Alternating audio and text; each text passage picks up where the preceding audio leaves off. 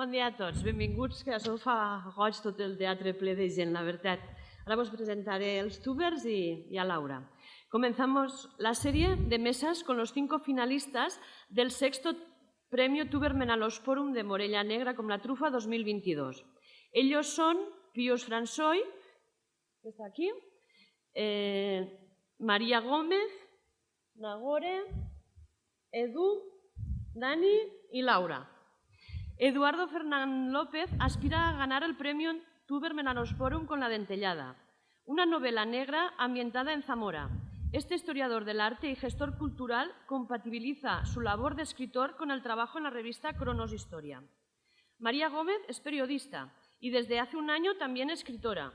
Se ha estrenado en la ficción con Odio en las manos, un thriller en el que una psicóloga duda acerca de romper su secreto profesional para evitar un crimen. Un debut que le ha hecho merecedora de ser una tuber en Morella Negra y que le ha animado a empezar a escribir una segunda novela. Nagore Suárez se ha hecho novelista tirando del hilo en Twitter.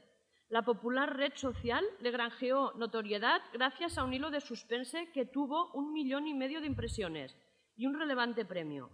Eso fue en 2019. Y en 2020 veía a la luz su primera novela, La música de los huesos, un thriller ambientado en Navarra, cuyo punto de partida es el hallazgo de unos extraños huesos enterrados en el jardín de una casa. Un debut que le ha valido la nominación para el Tuber Menalosporum 2022. Ha escrito una segunda novela y creo que está preparando la tercera. Nani Ferrairó, barcelonés, ha irrumpido en el programa literario español con El suicidio de Willy Malpica, un thriller con toques de suspense cuya continuación ya está en marcha. El debut de este licenciado en Historia Contemporánea no ha pasado desapercibido por Morella Negra com la Trufa. Pius Fransoy és advocat, ha dedicat la seva vida al dret. Mentrestant, escrivia poesia i composava cançons que ell mateix interpreta per aplacar aquest instint creatiu que sempre ha arrossegat. Ara, amb la jubilació, ha arribat la seva oportunitat per a escriure novel·les, una vella aspiració. Amb la primera, Si no et salven les dones, ha aconseguit ser un tuber, un triomf que li anima a continuar per este nou camí. I Laura González, escritora no, mentira. Vale. Periodista y alma mater del programa de Radio 3, Todos somos sospechosos. Ha participado desde la primera edición de Morella Negra. Laura, en su programa, da a conocer las coartadas negras y criminales en cada una de sus vertientes. Literatura, cine, series, música, sexo y rock and roll. Junto a sus colaboradores abordan las más cruentas historias desde la complicidad y el buen rollo. Que sí, ahora no he de cridar. Bueno, gracias a todos otra vez por estar aquí, a todos los que venís a disfrutar de esta mesa y sobre todo de los finalistas del Tuber de estas 5 novelas que vamos a conocer ahora, y esta tarde veremos quién se lleva ese fantástico premio. Tengo que decir que son 5 novelas muy diferentes, todas con unos temas de trasfondo muy interesantes, después hablaremos de ello, y se nota que en los 5 casos va a haber continuidad. Que hay escritores ya de trayectoria. Vamos, me aventuro a decirlo en todos los casos. Tal y como estamos dispuestos, si os parece, vamos a hacerlo así con el orden alfabético en el que os han sentado.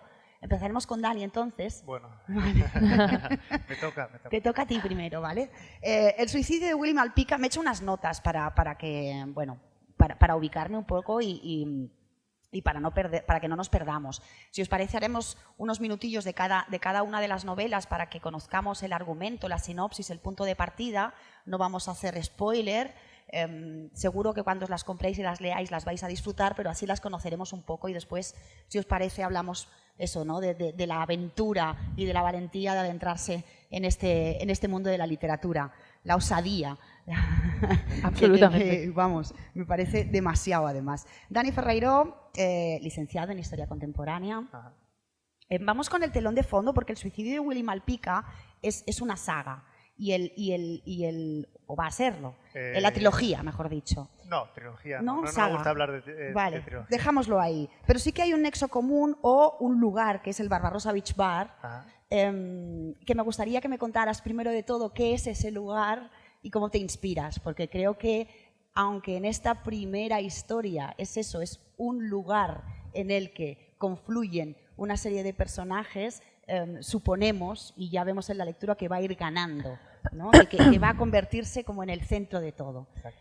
¿Qué es? Exacto. ¿Qué Bueno, es pues este Barbarossa Beach Bar? pues lo has definido perfectamente. Es un lugar de paso de todos los personajes, pero que se convierte en una especie de telón de fondo de la novela, donde parece que pueden pasar cosas, pero no acaban de pasar y se convierte en un simple telón de fondo, pero que tengo proyectado que vaya ganando en cada serie de las que voy escribiendo. De hecho, ahora, en la continuación que estoy escribiendo, gana protagonismo. Los personajes, el lugar. ¿Y cómo pero es ese lugar?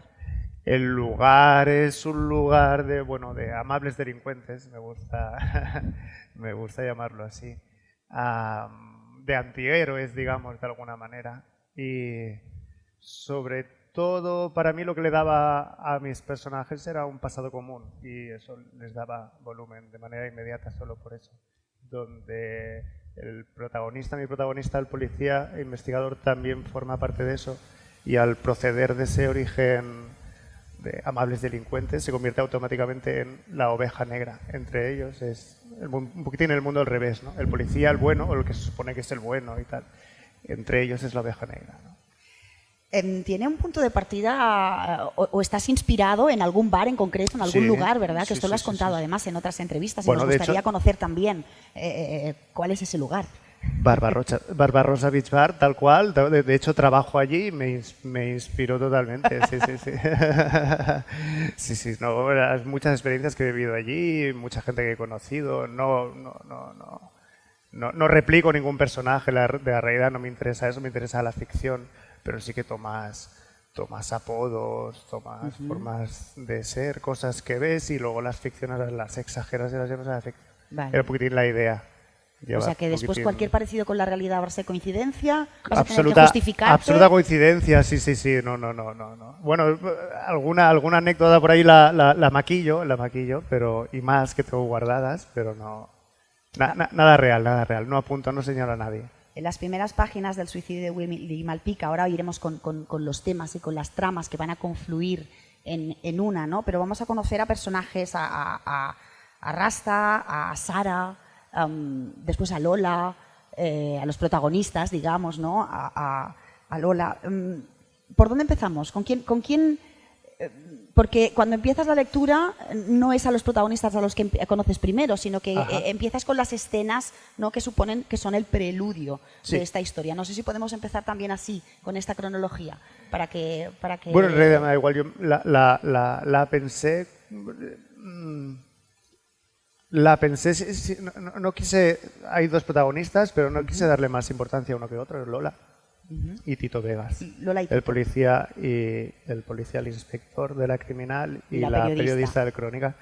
Pero yo nunca tuve intención de darle más peso a uno que a otro y simplemente quise que el lector decida con quién se queda o si se queda con los dos o eso no quería darle ningún... Pero sí que es cierto que empiezo con ella, claro, antes que con Tito. Y la estructura es muy definitoria, ¿no? En tu libro, porque lo que más llama la atención como lector es esa mezcla tanto de tiempos como de lugares, como de personajes, que al principio dices, está jugando conmigo, Dani. No está jugando, te está proponiendo un reto. Exacto. Y poco a poco lo vas trenzando.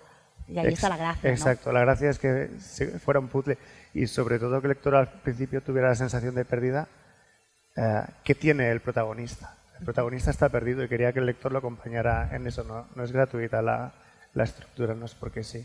Pero sí que me interesaba la sensación de puzzle, de poner una pieza del puzzle en la primera, de un puzzle de 1000 piezas o de 2000 y no te dice absolutamente nada, pero luego a medida que vas colocando piezas sí que vas intuyendo la imagen. Vamos con el puzzle entonces, ¿no? Vamos con la historia. Sí. Vamos a conocer a Sara, si te parece. ¿Quién es Venga. Sara? Y bueno, claro, Lola enseguida va a conectar con este caso, lo Sí. va a creer desde un primer momento y se va a poner a investigar. Sí, bueno, yo creo que podemos decir de qué va la historia. Por eso, sí. Para empezar hasta con, donde tú quieras, yo te con doy el Sara, sí, bueno, ella es la víctima de un caso de bebés robados. A mí lo que me interesaba de este tema, que tiene un recorrido muy largo durante todo el franquismo, en muchos casos hasta los 2000 por lo menos, luego ha habido alguno más, pero sobre todo era esa época, años 70, 80, 60 incluso.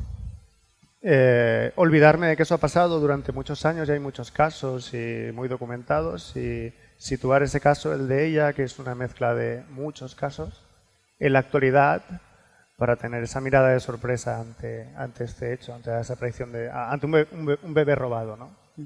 Pero vamos conociendo cómo Sara se adentra en una clínica, cómo esa clínica enseguida vemos que va a ser una clínica clandestina, vemos en las primeras imágenes, escenas que vamos leyendo, ¿no?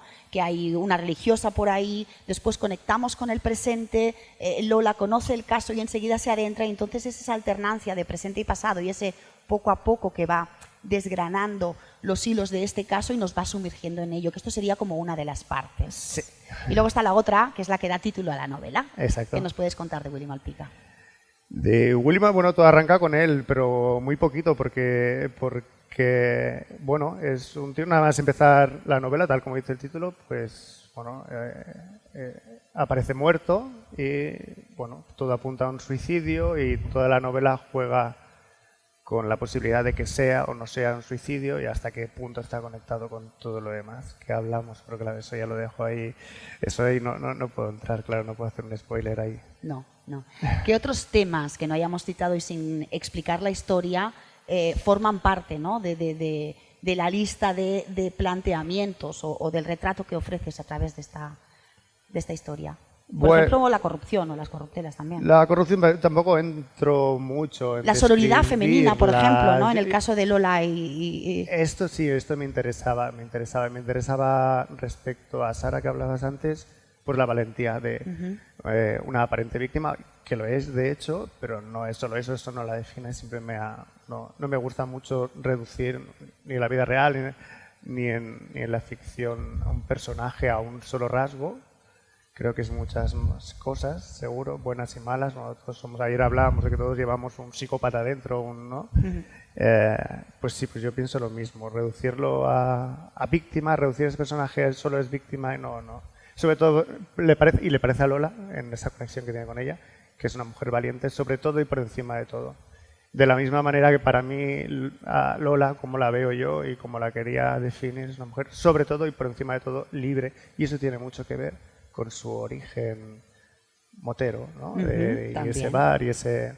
Sí, porque Lola es otro de los personajes, a pesar de que es la periodista protagonista, pero también es otro de los personajes que el bar es uno de sus nexos, ¿no? De lugares de refugio. Y se enfrenta... Sí. Sobre todo es muy libre, lo que me gusta, como la veo yo y me encanta verla así, es libre. ¿Y Tito Vegas cómo es?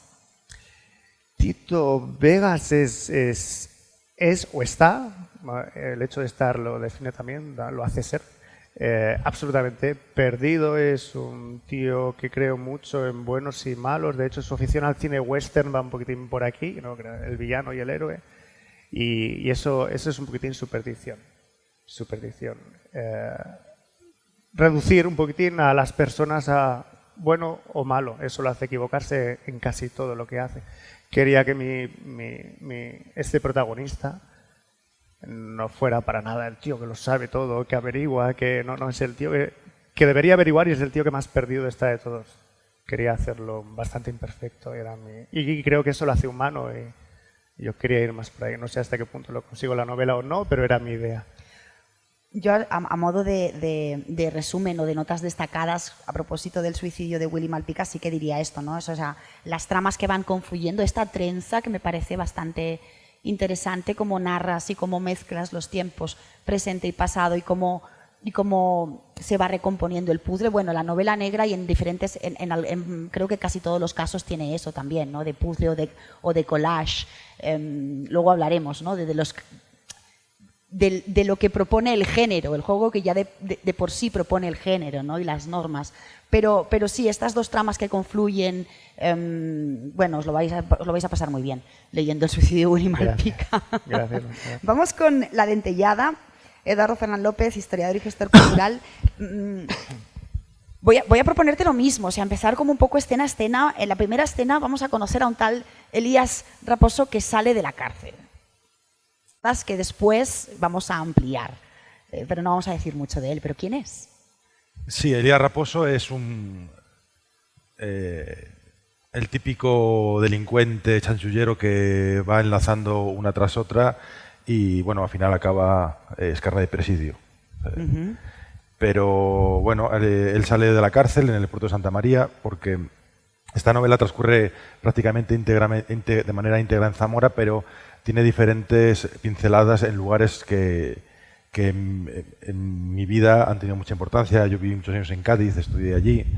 Evidentemente Zamora, Valladolid también aparece porque yo estudié la carrera allí y bueno, es una ciudad que tiene una aura muy también de novela negra, sobre todo con los inviernos fríos, los parques helados, solitarios, y de hecho aparecen cadáveres de vez en cuando en la vida real por allí. Y aparece la ciudad de Vigo, porque el protagonista es vigués. Y bueno, pues este hombre sale de la cárcel porque es un pretexto que yo tengo luego para hilar totalmente la novela. Él se va difuminando, aparece 2 pinceladas más, pero creo que es esencial para entender ciertos momentos de la trama que nos lleva a Zamora, porque él es un zamorano que está en un presidio en Cádiz. Y las circunstancias de la mala cabeza o de los malos negocios le hacen volver a escondidas prácticamente a su ciudad, lo que empieza a mover una rueda pues de gente que le ve, que llama a la policía, porque bueno, están sucediendo una serie de casos de muertes en Zamora, y bueno, pues es el típico que todo el mundo desconfía de él porque toda la vida se ha ganado que esa desconfianza le barra, como le acaba barriendo. Vamos a conocer a Martín Bretema, que es el protagonista gallego que se traslada a Zamora. Eso es. La situación de partida de tu protagonista es, bueno, cuéntanosla, ¿no? Porque también tenemos una primera escena 2 años antes de que se ubique la acción, es decir, coincidiendo con esa salida de la cárcel de Elías, nos trasladamos un momento a un bar en el que estamos viviendo una escena, ¿no? Sí, o el protagonista vive una escena así, con la cabeza agacha. De ruptura total. Sí. Cuéntanos esta situación de partida. Pues la situación de partida, al final, creo que me he preparado un lío importante porque yo narro en ciertos detalles una historia anterior, una precuela de esta historia que no está escrita, pero que hay gente que me pregunta dónde puedo encontrarla. Digo, no es, bueno, visto lo visto me va a tocar escribirla, entonces porque yo lo utilizo de base para la conexión de los 2 protagonistas, digamos, por un lado Martín Bretema. Pero hay una novela realmente ahí, ¿eh? Sí. ¿No lo pensabais alguno? Bueno. Después de comentarios con lectores y demás, creo que me va a tocar, cuando ¿Sí? acabe el proyecto que tengo, volver sobre Hacer la Martín precuela. y sobre Adriana, porque está ahí ya prácticamente avanzada. Entonces utilizo ese momento de ruptura de una vida anterior. Martín Bretema es una persona muy vinculada a su Vigo natal, a Bouzas, que es un barrio marinero. Es una persona que solo ha tomado 2 decisiones por sí mismo en su vida. La primera es no dedicarse al mar, como su padre, por el tema, bueno, sabéis, más en estos días que en Galicia estamos sufriendo una pérdida importante de un barco pesquero. La familia de Martín es una familia de pescadores, es una familia que nunca sabe si su padre va a regresar a casa, siempre tienen ese drama interior de llegará, no volverá. Y él es un hombre muy pragmático y se decide que no quiere vivir con su mujer o con su madre o con sus hermanas esperando a que llegue. Y decide hacerse policía, lo cual tampoco es una gran idea. Pero como es muy pragmático, dice al menos, si las cosas van mal, mi familia tendrá un cuerpo al que enterrar. Es una mentalidad muy gallega, en cierto modo. Entonces, su única decisión es alejarse del mar y luego la vida le va llevando.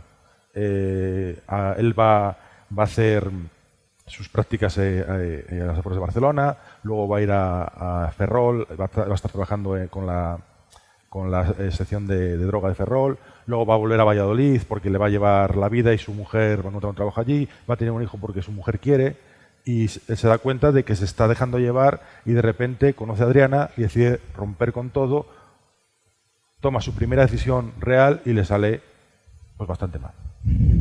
Las cosas como son. Entonces, ese es Martín Bretema. Sí, hay una situación no personal, laboral, complicada por parte de Martín al inicio de la historia, teniendo en cuenta que aparece una joven asesinada, que empieza una investigación, obviamente, que su pareja es periodista que cada uno, porque a él le llaman para empezar a investigar, porque a ella le llaman del periódico, están al principio que no coinciden y de repente él mira el periódico, mira el diario y se encuentra toda la información que no tenía que saber la prensa en un artículo que firma su novia. Claro, esto va a suponer un follón. Claro. Juego un poco con... Siempre hemos tenido en las novelas clásicas, digamos, el periodista que investiga por su cuenta, que tiene sus métodos, Sí. el policía Y que el investiga policía. por sus métodos. Y ese conflicto, ¿no? Y ese conflicto Prensa-policía, ¿no? Que es constante, muy- pues una vuelta más de tuercas, ¿qué hago? Son pareja. El inspector de homicidios de la Comisaría Provincial de Zamora y la jefa de redacción de la sección de local de la Provincia de Zamora, que es un diario real, son pareja. ¿Y qué pasa? Pues que es cuando empiezan a darse cuenta de que no se llevan tan bien como creen. Y bueno, hay una serie de filtraciones que evidentemente pues los compañeros, la ciudad, al final Zamora es una ciudad pequeña y todo el mundo se acaba conociendo, aquí le van a echar la culpa. ¿Quién se ha ido de la lengua? Tu novia firma los artículos, tu novia es la directora de la sección de local, tú eres el inspector que tiene todos los datos. ¿Dormís juntos? Duermen poco juntos, la verdad. Bueno, sí, la verdad que No, sí. duermen poco juntos. Sí. Ahí Es ya- curioso porque cada vez uno se levanta y el otro no está en la cama y lo consideran un poquito a veces, bueno, está trabajando. Muy bien no se llevan como... Bueno. Entonces, bueno, pues al final es un engranaje, yo creo que funciona muy bien porque al final siempre es esas dos formas de investigar, que bueno, pues la policía puede hacer unas cosas que la prensa no puede porque no tiene información, pero la prensa llega a tocar otras puertas que el policía no puede por un protocolo. Al final la novela utiliza mucho el protocolo policial, es una cosa que yo tenía claro en esta historia, que era utilizar el protocolo real. Yo he hablado con policías, yo he hablado con forenses, yo he hablado con médicos, con periodistas. Entonces, utilizo siempre unos pilares fundamentales de cómo funciona el gremio real. Luego ya, evidentemente, todo es ficción. Pero tiro por esa parte y creo que al final es un poco como restañaría la realidad en una ciudad como Zamora, que nunca pasa nada, pero cuando pasa, pues salimos en todas las primeras planas de Nacional. Te iba a preguntar, eso es un tema importante, ¿no? También el contexto de Zamora, los temas colaterales también, los temas que tienen que ver con el patrimonio cultural y las Claro. corruptelas, ¿no? El hecho de que la gente está volcada y de que una muerte o más de una, como vamos a ver, realmente sacuden Una población. a todo el municipio. Y no Claro. hay nada más que eso. Tú imagínate, Zamora es una ciudad de unos 90.000 habitantes, es una capital muy pequeña, tiene mucho mundo rural, muy diseminado, y cuando ocurre una noticia trágica, de noticias reales de asesinatos, de violaciones, malos tratos, y el culpable anda libre, eso realmente a la población le hierve. O sea, la gente siente miedo, la gente, hay muchas habladurías, yo lo he visto por aquí, entonces eso tampoco es fácil para investigar un caso como es este, que es un caso difícil de investigar porque bueno, no hay pruebas en un primer momento y es una muerte que en primera instancia no tiene ningún sentido, de una chica joven que salió a hacer deporte, que no lleva documentación encima. Es una muerte muy dura y que realmente conmociona a una ciudad pequeña que además en ese momento está levantado luchando contra el expolio político que se hace del patrimonio, que eso es algo que ocurre en las ciudades más pequeñas, porque como están Todas. olvidadas, pues vamos a tirar una fábrica modernista de total y hacemos una pista de pádel, como era el caso, y la gente se calla, ¿no? Bueno, Zamora es muy curiosa por eso, porque Zamora está callada hasta que se harta. Y esto está basado en cierto modo en una experiencia real. En los años 90, Zamora cedió unos terrenos públicos al Ministerio de Defensa para que levantara un cuartel, el cuartel Viriato, y bueno, pues estuvo unos años, el Ministerio decidió cerrarlo y en vez de devolver esos terrenos públicos al Ayuntamiento de Zamora que los había donado, los había preparado para hacer edificios, los había vendido para hacer edificios.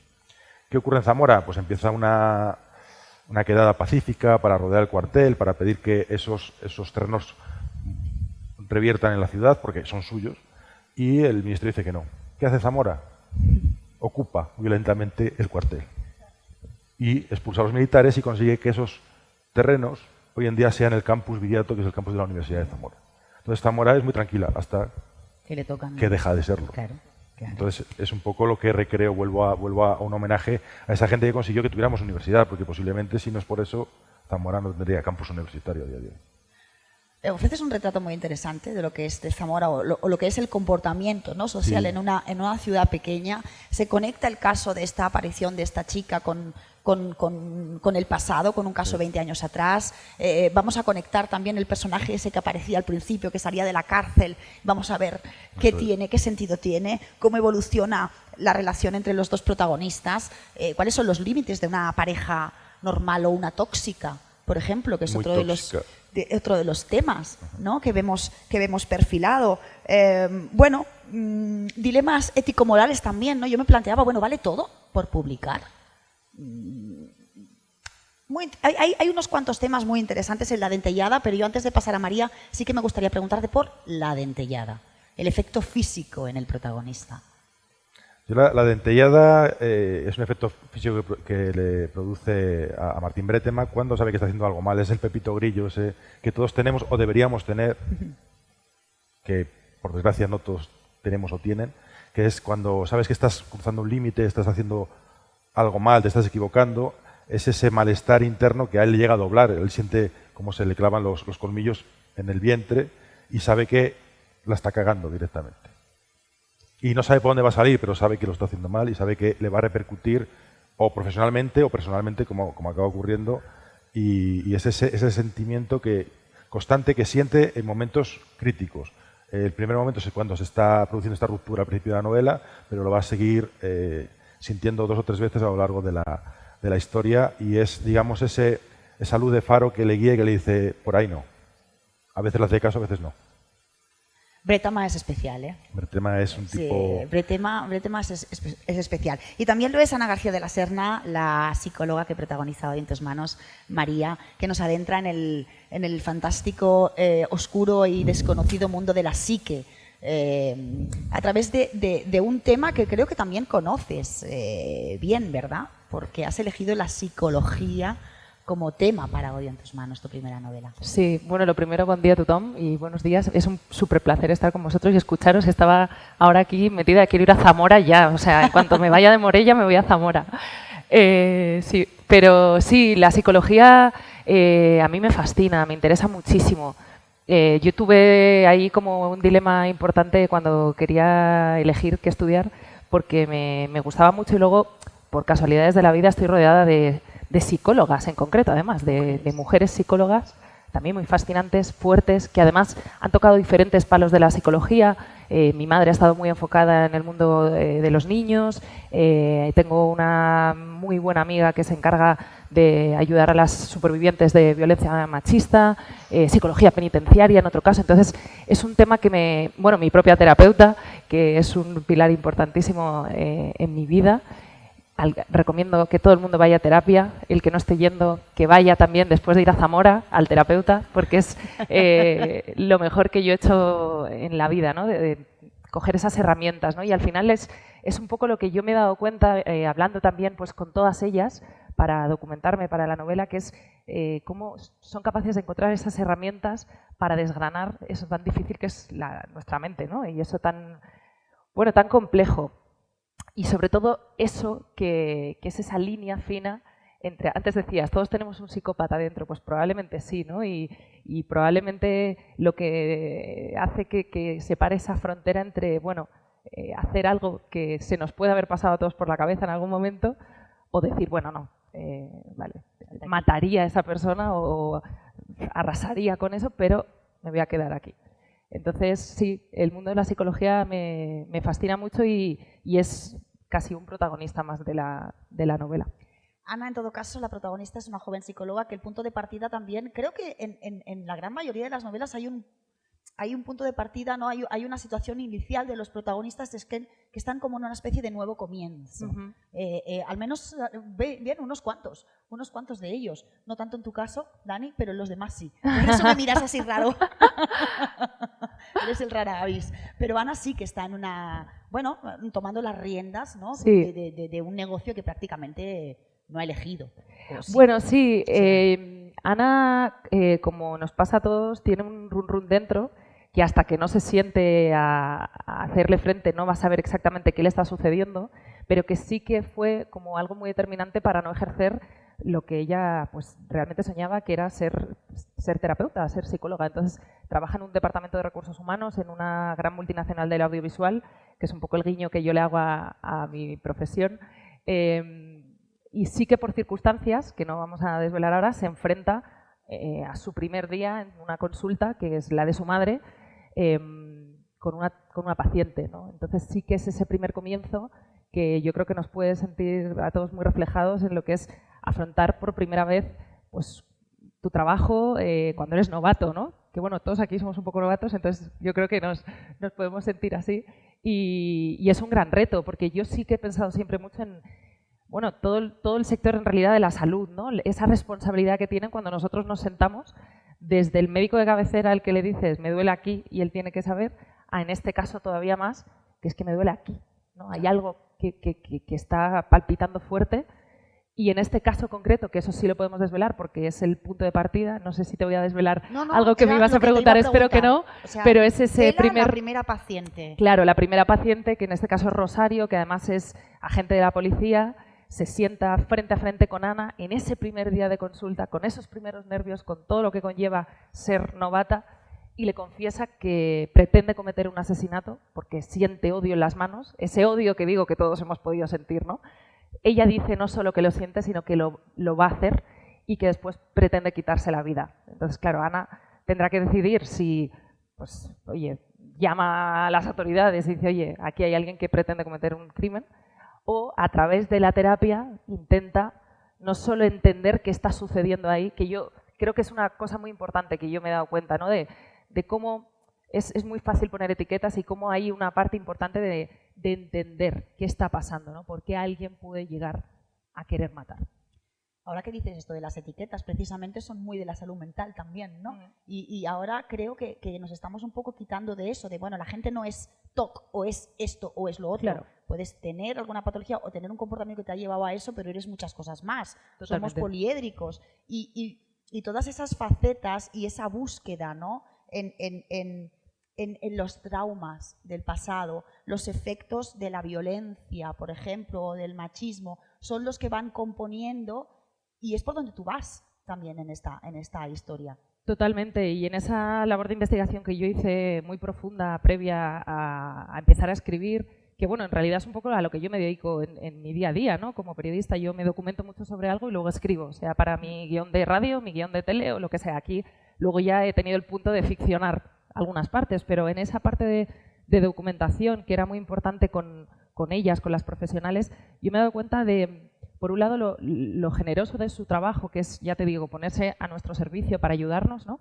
Pero luego lo importante de no juzgar y de pensar que en la mayoría de los casos, a no ser que haya una enfermedad, toda actitud, toda acción, todo trauma viene de algo, todo viene de algún lugar, ¿no? Esto que dicen de el malo nace o se hace. Pues probablemente se hace, o sea, a no ser que, o probablemente también incluso lo hacemos, ¿no? Hay una parte que a mí me ha sacudido mucho cuando hablaba sobre todo con María Ayela, que es una de las grandes pioneras de la psicología penitenciaria en España, una mujer que además era de las primeras mujeres que se metió en una cárcel a hablar con los presos, ¿no? Con las presas, pero con los presos, y claro, ya me contaba cosas que yo decía, madre mía, qué valiente, ¿no?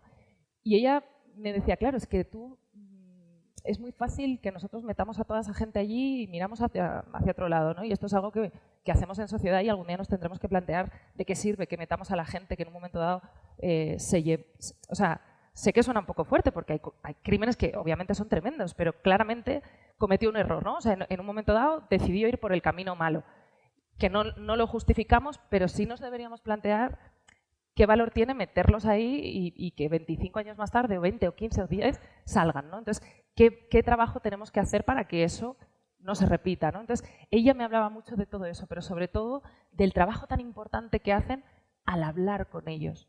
Ella me decía, es que hay gente que nunca, en 10 años, alguien le pregunta, ¿cómo estás? ¿Cómo estás? ¿No? Entonces, ese trabajo tan importante de intentar, sobre todo, identificar qué signos se van repitiendo en personas. Ella me hablaba, por ejemplo, de las cosas que ellos ven ya en los niños, en los chavales, que probablemente, pues eso, cuando hay abuso, hay drogas, hay padres ausentes, hay maltrato y tal, es que es casi casi de libro, ¿no? Entonces, toda esa parte a mí me parece muy interesante, obviamente vuelvo a lo mismo, sin justificar nada, pero sí como diciendo, es importante que nos planteemos qué nos está pasando aquí dentro porque estamos yendo hacia allí, casi abocados, ¿no? Hay algunos momentos o sobre todo subtemas que conecta con la novela de Pius, como veremos después, con todo el entramado penitenciario, ¿no? y el porqué de dentro, que creo que no deja de ser a ver a qué reflexión habéis llegado vosotros, ¿no? Pero un ejemplo del fracaso como sociedad, porque el trauma individual tiene consecuencias en la sociedad y tú también vas por ahí, es decir, Totalmente. somos víctimas de un sistema. Claro, o sea, vuelvo a lo mismo, ¿no? Estaba hablando de esa frontera que además yo la visualizo como muy, muy real y obviamente luego el que decide dar ese paso es el individuo y ahí obviamente todo el mundo ha tenido la opción de no traspasar esa frontera, pero sí que hay un punto de reflexionar hasta qué punto todos como sociedad también somos responsables de abocar a gente hasta esa frontera, ¿no? Y fíjate que lo vemos, luego hay un tema que además a mí también me sacude mucho y fíjate que en entrevistas me han preguntado, ¿no? Que por qué el tema de la violencia machista, en este caso además la violencia vicaria. Yo me estremecía cuando de pronto, cuando ya estaba el libro a punto de publicarse, las noticias me iban como sacudiendo diciendo, ostras, es que parece que lo haya escrito haciendo un relato de lo que está pasando en Tenerife o de lo que está pasando en según qué lugares de nuestro país, ¿no? Y me decían, ¿y por qué te ha interesado? Y yo pensaba, ¿y cómo no? O sea, ¿cómo no? ¿No? ¿Qué estamos haciendo para hacer una sociedad en la que literalmente están matando, asesinando a mujeres a diario, gente que en un día le dijo que la quería, ¿no? Es que es como... Eso sí que parece ciencia ficción. Entonces, son temas que a mí me sacuden mucho y me parece que hay una cosa maravillosa en la novela negra y además yo la reivindico muchísimo en ese sentido y quizá la novela negra moderna todavía más, que es que más allá del juego este, un poco que nos ponemos todos de intentar ser investigadores y saber qué va a pasar, puedes tocar un tema muy importante y fíjate que no intentar educar a nadie porque yo no lo trato, pero incluso creo que en todas las nuestras hay un tema importante de fondo que es que la gente se acerque más a problemáticas que nos siguen sacudiendo a diario. Por último, antes de hablar con Nagore, el elenco femenino es importante. El elenco femenino es importante en esta historia. Sí, fíjate que eso quizás es lo único un poco como escogido, ¿no? Porque yo sí que, como buena friki y friki orgullosa de la novela negra y me chifla y me encanta, incluso ahí, decía, es que incluso ahí hay un punto en el que nos faltan mujeres, ¿no? O sea, incluso es como si ya el machismo a veces llegara al punto de que es que no podemos ni ser malas, ¿no? O sea, no tenemos la entidad para ser una buena mala. Y yo decía, ¿cómo que no? Entiéndase mala, no como villanas, ¿no? Hasta villanas faltan. Y entonces yo partí de esa premisa de decir, ¿podría crear yo una villana molona, ¿no? Una villana con entidad. Y solo fue como el decir, voy a escribir a personajes poderosas. Esa fue la única premisa, o sea, el único punto de partida que yo sí que me planteé. Todo fue surgiendo, no tenía como esa necesidad de que todo fuera mujeres o no, tal. Sí que Aviso a navegantes es una novela abiertamente feminista, de lo que estoy muy orgullosa, por si alguien luego dice, aviso, pero sí que no es un panfleto. O sea, que le pique. Claro. No lo veo como eso, sino como la capacidad de acercar a través de personajes con esa fuerza y con esa entidad problemáticas que a mí como mujer, pero es que diría como ciudadano, o sea, si no te raspa a día de hoy que sigan asesinando a mujeres, creo que sin duda después de Zamora vete a terapia. Odio en tus manos. Vamos a ir, ya averiguaremos cuál es después del planteamiento ese inicial de la paciente que le dice quiero hacer esto y luego me voy a suicidar, todo el dilema. Luego vamos a ir, la gracia está también en saber qué lleva, ¿no?, a la paciente a ese planteamiento. Y ahí que se articula también el thriller con todos esos temas de los que hemos hablado. Vamos con Nagore, la música de los huesos. Nos llevas a la Ribera Navarra. Sí. Nos vamos inicialmente a un festival de música. Pero la cosa se le va a torcer a Anne. Lo mismo, el punto de partida de la protagonista en ese viaje, ¿no?, que me dice que bueno, está rompiendo un poco, está haciendo una pausa, un paréntesis en la vida y no veas el paréntesis.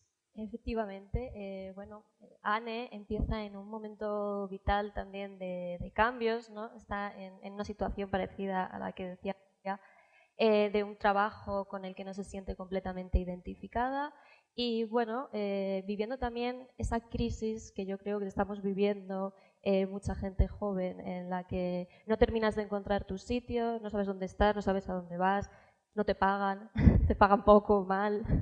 Y bueno, en ese momento, ¿no? Anne decide dejar su trabajo, decide tomarse un tiempo para replantearse qué quiere hacer, se plantea dedicarse al periodismo puro, hacerse freelance, que bueno, tampoco es que sea una decisión muy inteligente si lo que quiere es que le vaya mejor, pero bueno. Y entonces hace un paréntesis y decide irse a la cristiana que tiene su abuela en un pueblo de la Ribera Navarra, pasar efectivamente ir a un festival de música, pero todas estas cosas se complican cuando aparecen unos huesos en el jardín de esta casa. Vamos a hablar de la casa, porque es que esta casa, que es un personaje en sí mismo, esa casa grande, claro, ella va conectando a Anne como se va hacia su lugar, ¿no? de origen, de familia. Pues entonces empezamos a conectar con algunas anécdotas de su pasado. Y entonces ella recuerda cuando enterraron al perro. Cuéntanos eso, porque eso va a ser importante después, ¿no? Sí, recuerda un poco todas esas anécdotas de la infancia en el pueblo. Perdón, ¿te imaginas ese viaje en coche, ¿no? Y dices, hostia, es que voy a llegar y me voy a encontrar con mis amiguis y hostia. Entonces, todos esos recuerdos se van activando. Sí. Y claro, van a ser importantes. Sí, al final son un poco recuerdos compartidos, ¿no? de mi infancia, muchas historias, lo de enterrar al perro no, pero hay otras muchas historias sí que son reales y al final tiene esa conexión especial, ¿no? con aunque sea un sitio al que hace mucho tiempo que no va, pero bueno, tiene una conexión especial y efectivamente ella mientras viaja, ¿no? va recordando todas esas anécdotas de la infancia, que además que yo creo que quedan un poco idealizadas, ¿no? en la memoria. Si has sido feliz en un sitio cuando eras pequeño, lo recuerdas siempre como con un cariño especial. Y llega efectivamente a esta casa que a mí me gusta mucho y que de hecho está inspirada en una casa que existe en la realidad, que se llama Villa Excelsior y es una casa que está en Luarca, en Asturias. Y bueno, si lo queréis buscar después en internet, pues es una casa espectacular. Yo fui a verla en su día, bueno, no puedes entrar en teoría, fui a verla por la verja. Y creo que ahora la están reformando para hacerla un hotel, que me parece que si sale adelante va a ser una maravilla. Bueno, le avisan cuando está en la casa de la abuela, le llaman, no, es que han encontrado unos huesos. Y dice, ay, es que enterramos una vez a un perro. ¿Verdad? Cuenta. Claro, ella va un poco, bueno, está en San Sebastián visitando a su abuela, que su abuela es un personaje que a mí me encanta, y bueno, y recibe, ¿no? una llamada, hemos encontrado unos huesos, tal, y ella piensa, ese perro, ¿no? que enterramos cuando era pequeña, el perro de un amigo, pero cuando llega allí se encuentra de repente a la policía foral desplegada, se encuentra allí al juez y al forense y resulta que le dicen que hay algo más ahí que unos huesos de perro. Uh-huh. Luego es curiosa la conexión que vamos a hacer con el pasado, ¿no? Y con su propia madre. Hay un paralelismo absoluto con unos años antes, creo que nos vamos al 78, sí. Con también su madre y su amiga preparadas para el festival de música.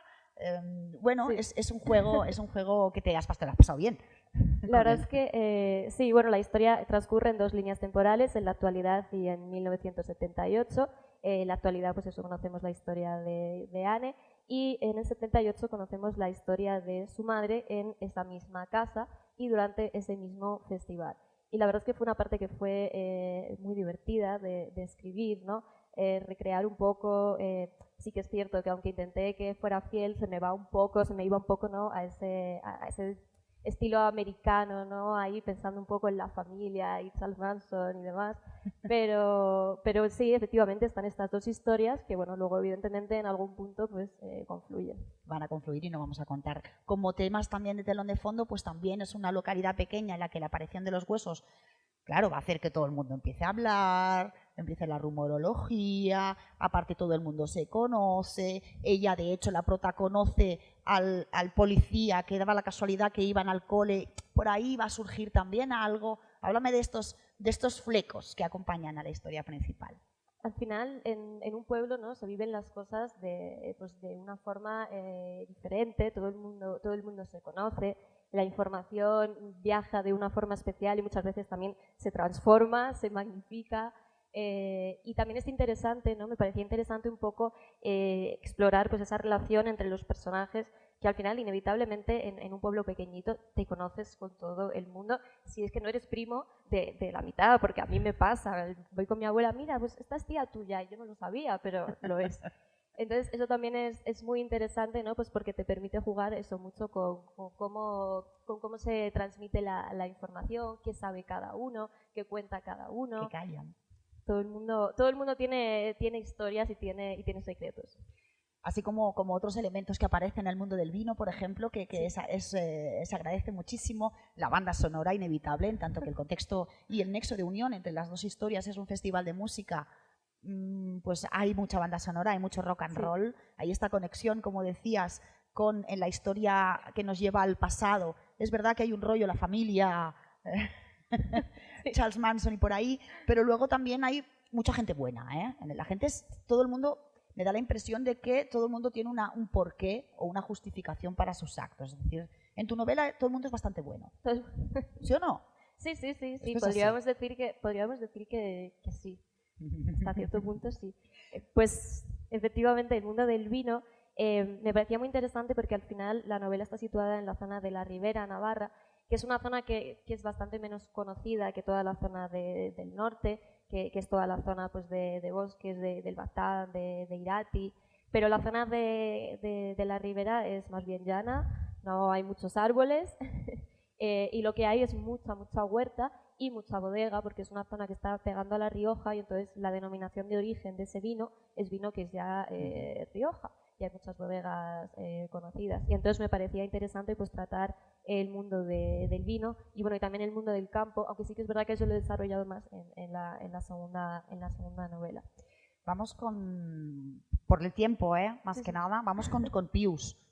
Si no et salvan las dones, que es de estas 5 novelas, está escrita en catalán y nos lleva a Palma, nos lleva a Mallorca. El protagonista, Raimon Molina, es abogado y es curioso porque hace un voluntariado en el centro penitenciario de Palma, en el que se va a desarrollar la historia. ¿Qué tienes en común con el protagonista, Pius? Sí, al elegir el tema de penitenciario, no, también nos falta ponerle lon, me parece.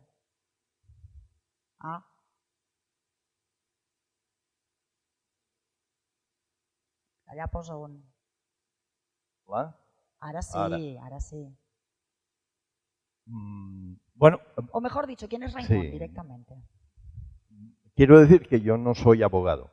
Soy licenciado en Derecho, pero no he sido nunca abogado, pero en cambio sí que me he dedicado a cuestiones relativas a chavales con problemas delincuenciales. He estado en el Departamento de Justicia con todo el tema de educación especial, por lo tanto conozco muy bien las prisiones, y en este sentido es donde yo puedo conectar con el abogado, con su trabajo, y quizás es un poco la proyección de algo que igual yo quise hacer en un momento determinado y no lo hice. ¿Quién es Raimon y cómo es? Bueno, Raimon es un personaje que no encuentra su sitio y por lo tanto después de estar mucho tiempo en Barcelona vuelve a Palma, en donde cuando era joven implantó un despacho y está su compañera de profesión que ha mantenido el despacho. Y entonces llega él, es un personaje inquieto, es un personaje que le gusta, es un tastulletas, y le gusta un poco todo. Pero vuelve, su mujer dice que es porque la crisis de los 50 y mira, se larga a Mallorca para ver si encuentra su personalidad. Y bueno, y aquí empieza la historia. En la primera escena, de todas maneras, estamos en la prisión de Palma.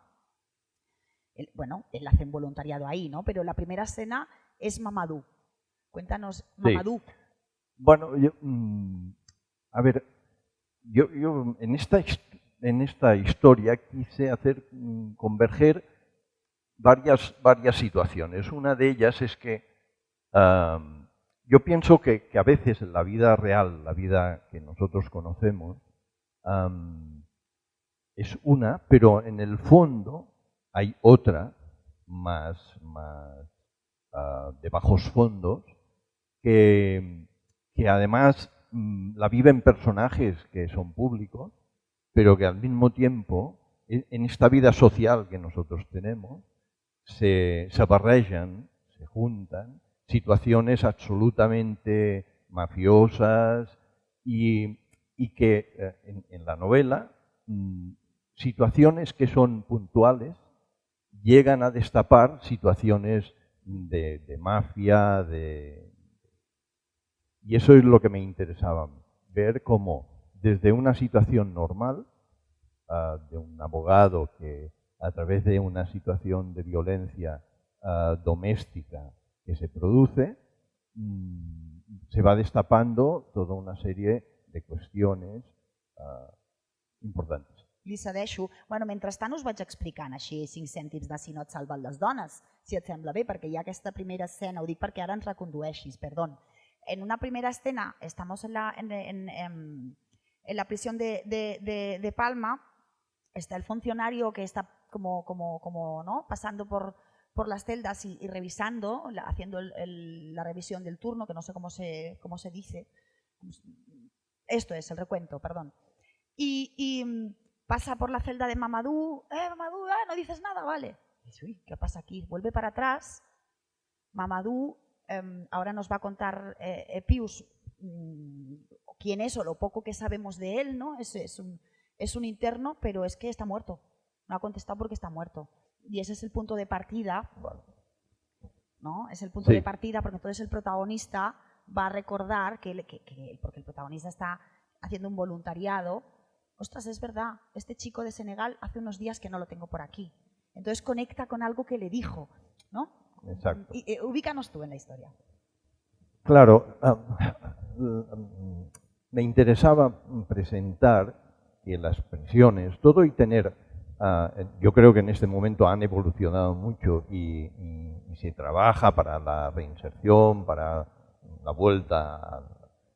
Siempre hay, sobre todo en instituciones, situaciones endogámicas, situaciones muy cerradas en las cuales determinados individuos se aprovechan de estas situaciones para crear o para maltratar a individuos o a personas que además son indefensas. Y en este caso, Mamadou representa a estas personas que han llegado a la isla de Mallorca porque, bueno, son los inmigrantes que llegan. Este chico se tiró de un barco que llegó a Mallorca. Y en Mallorca, evidentemente, puedes encontrar trabajo, no es fácil, y por tanto, al final entra en las mafias pequeñas de venta de drogas y acaba en la cárcel. Pero es un chaval bueno, es un chaval con una cultura de su país, que cuando entra en un país como el nuestro, encuentra una situación en la cual un funcionario le está acosando. Y ahora ya hago de spoiler y no puede ser. Pero hasta Y a partir de aquí empieza quieras. una historia. Sí. Una historia que se juntará después en otra historia. Bueno, estamos en un contexto muy testosterónico, como es la prisión, esto es así, y muy y en cambio el título es Si no et salvan las donas. Vamos a hablar de las mujeres de esta historia.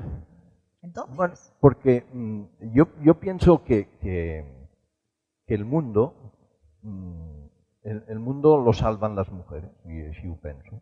Vull dir Estamos de que- acuerdo. No. Y lo hago a partir de experiencias personales en las cuales, aunque el protagonista es un hombre, las protagonistas de verdad son mujeres.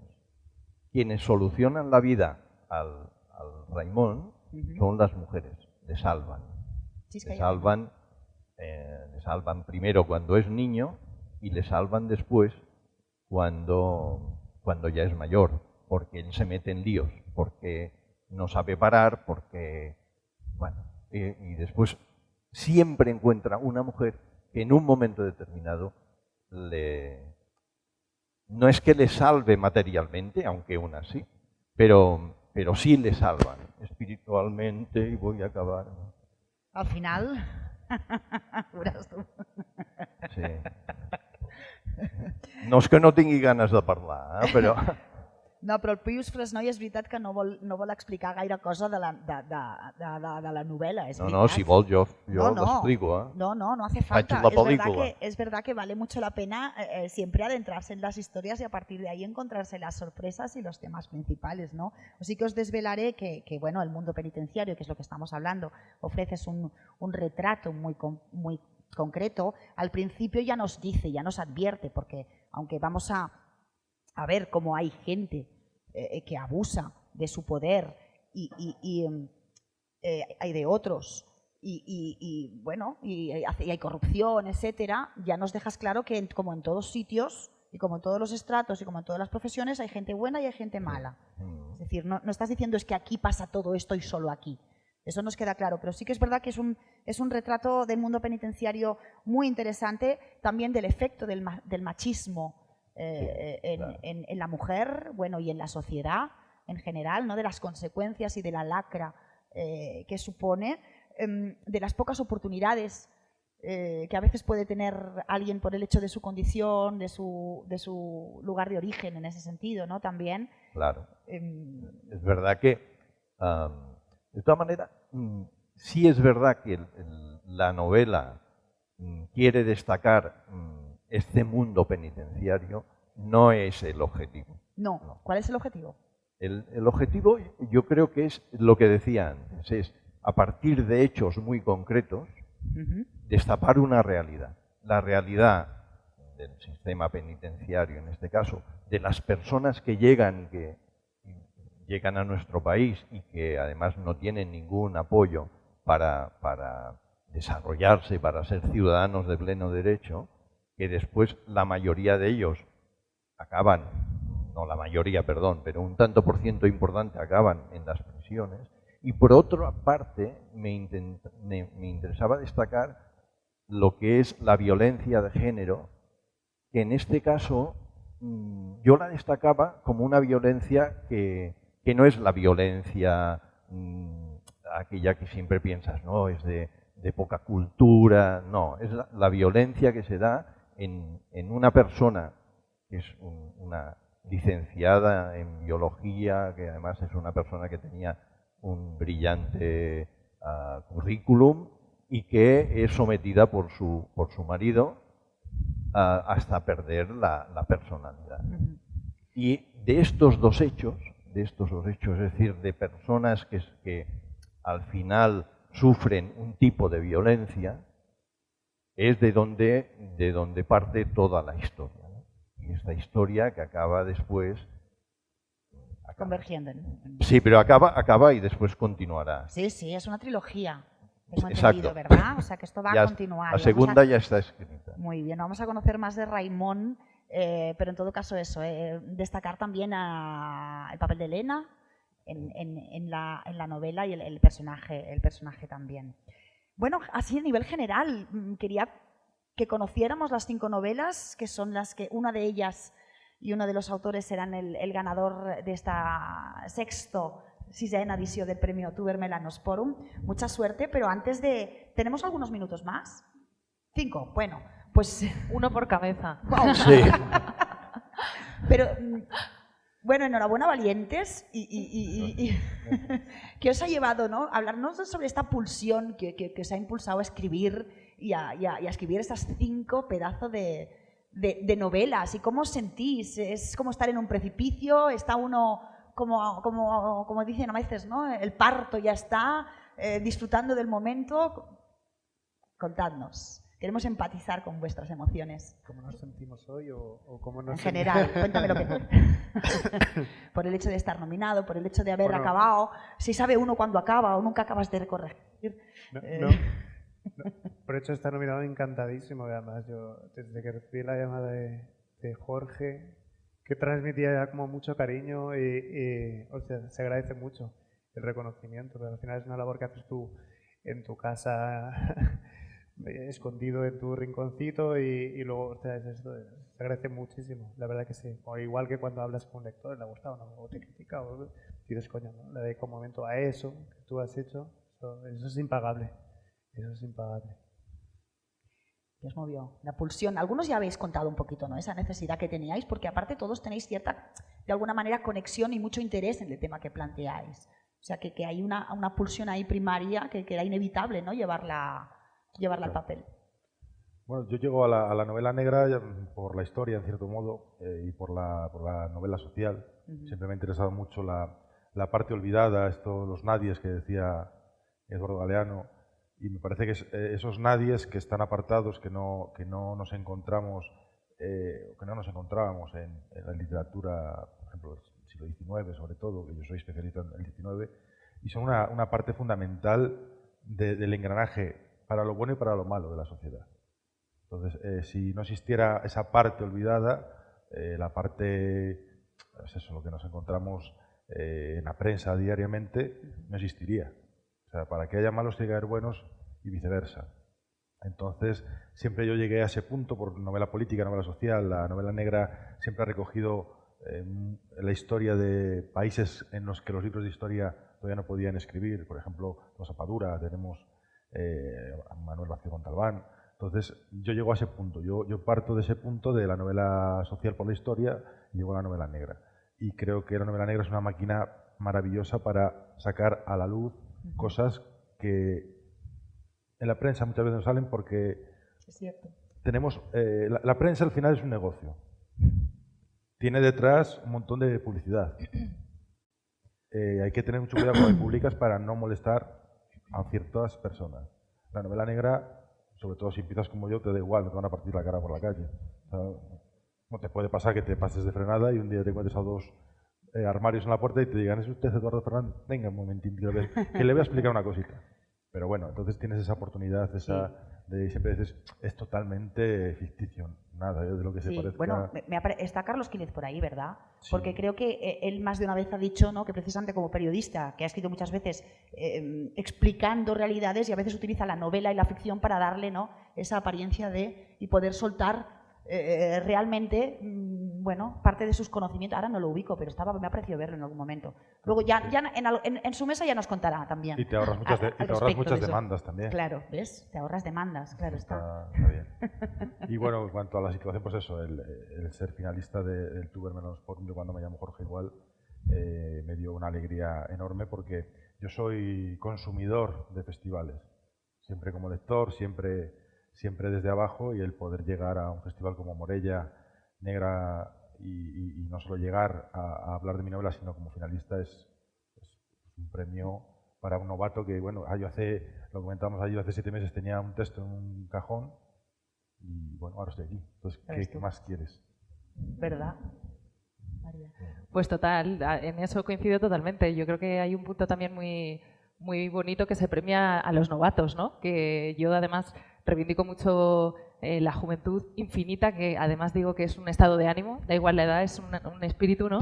Pero que sí que es verdad que tenemos mucha tendencia, y sobre todo los medios, a poner siempre en valor la veteranía, que está muy bien, pero yo también reivindico mucho los principios y los inicios, y yo creo que la ilusión que tenemos los 5, y sobre todo eso de la trufa, que también ayuda, ya hace que sea, pues eso, un fin de semana fantástico y un súper lujo. Y decías, ¿qué os ha llevado a escribir o qué me ha llevado a mí? Pues yo creo que la inconsciencia absoluta, porque esto es dificilísimo. O sea, yo todavía hay días que me digo, ojo, lo acabaste, ¿no? Yo hubo días, no sé si os pasa a vosotros, que decía, es que ni de broma, o sea, esto es imposible porque te empiezas a complicar, cada vez quieres, se te ocurre otra cosa, estás en la ducha, sales corriendo a apuntar algo que no se te olvide, a mí me pasaba. Y eso combinado con el resto de trabajos que en la mayoría de nuestros casos tienes que compaginar, pues es complicado, ¿no? Entonces, solo haber terminado es como, eso sí que ha sido un premio para mí, pero supongo que en realidad es un poco esa necesidad creativa que tenemos. En mi caso, como periodista, hay un punto más, que es que la mayoría de las veces yo escribo por encargo, ¿no? O sea, me piden que escriba de algo, o me piden que haga una sección de algo, o que hable sobre un tema determinado. Entonces, literalmente, aunque suene un poco así, la página en blanco es muy tentadora, es muy divertida, es muy difícil y muy exigente, pero cuando de verdad llegas a ese día en el que te atreves a decir, he acabado, que yo creo que ese es el reto, ¿no? Decir, está acabada, ¡pum! Yo, para mí, o sea, ganemos hoy o ganemos en cualquier premio que pueda ser, para mí, de verdad, y suena un poco ñoño, pero es el premio. Es decir, he terminado y me gusta lo que he hecho. Ole yo, claro que sí. Sí. Claro que sí. Hay que reivindicarse a uno mismo y decir, pues ole yo, y aplaudirte tú en tu casa y decir, pues lo he hecho, pues lo he hecho. Pues sí. Sí. Sí, yo estoy totalmente de acuerdo.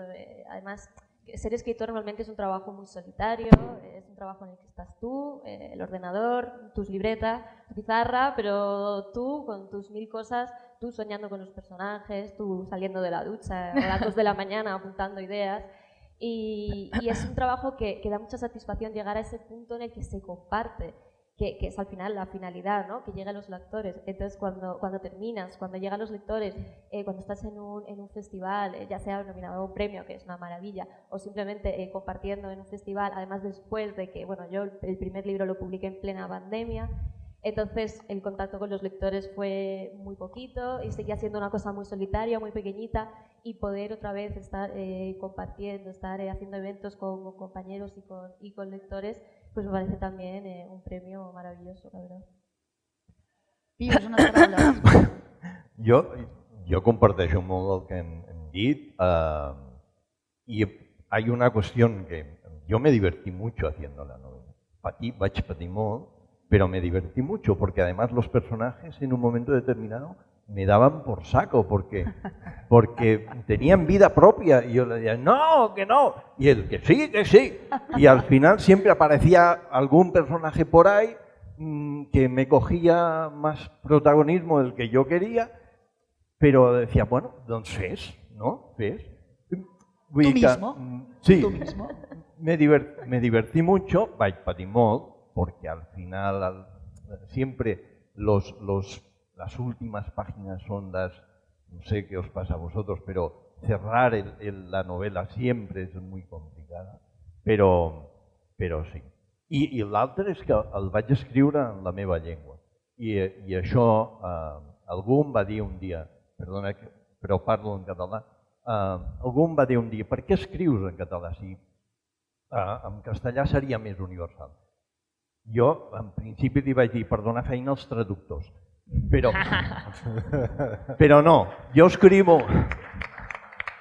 en català perquè és en la llengua en què jo somio, en què jo faig l'amor, en què jo estimo, en què vaig parlar amb els meus avis, amb els meus pares, amb els meus germans, que jo en tinc 9 de germans. I, bueno, 8, perdó, que el 9 sóc jo. Per tant, estar aquí amb tota la gent és un premi absolut, perquè ja era un premi, com diu la Maria, haver acabat la novel·la, haver-ne ja fet una altra i que no està publicada, però espero publicar-la. I per tant, compartir amb tots vosaltres això és massa. Gràcies.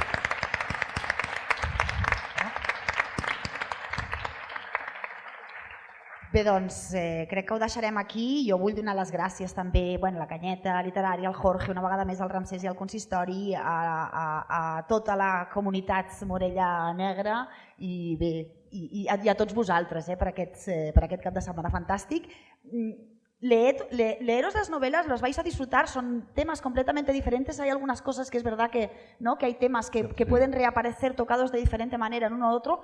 Al fin y al cabo son los temas que nos mueven, que nos sacuden como sociedad, que tenemos que superar. Y bueno, sí, todos han intentado o han hecho un retrato-denuncia, en algunos casos más, en otros menos, pero son historias absolutamente apasionantes y lo que sí que coinciden todos es en un ritmo que va, ¿no? A lo mejor en algunos empiezan como un poco más pausado, capítulos cortos.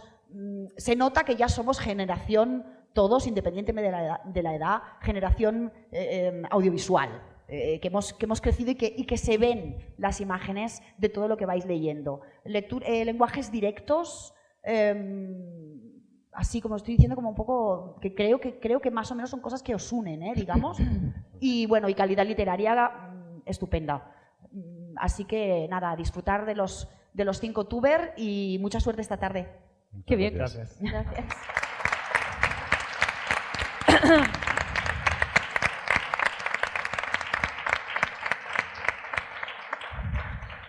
Muchas gracias a todos, Laura, Dani, Eduardo, María, Nagore, Pius, por toda esta mesa tan entretenida de contarnos vuestros inicios y que tengáis todos mucha suerte.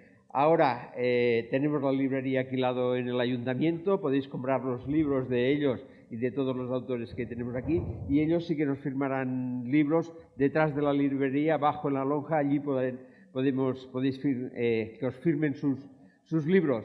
Y después de firmar, primero hay que pasar a firmar y a comprar libros, a la plaza, allí haremos el vermut literario con todos. Y después ya nos volvemos a encontrar aquí a la tarde.